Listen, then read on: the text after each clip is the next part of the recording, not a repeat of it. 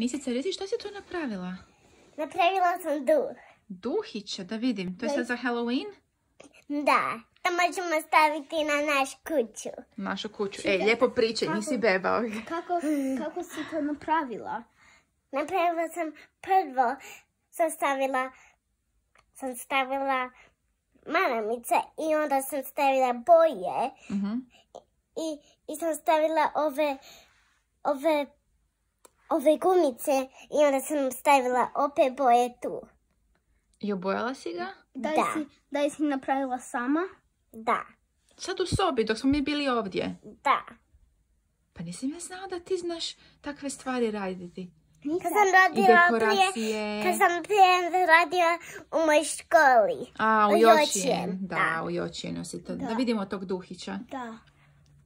Duhić za Halloween. To nam je dobar ukras. I nisi, možda... Ima još jedan, da je žuti duh. Jesi napravila? Da, napravila sam u Jočijen. Može, bok!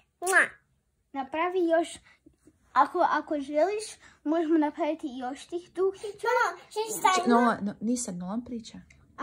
Ako mislim da bi bilo super da imamo tih duhića koje ti si napravila, možemo ih staviti kao negdje ispred naše kući ili u našoj kući da vidi u vani.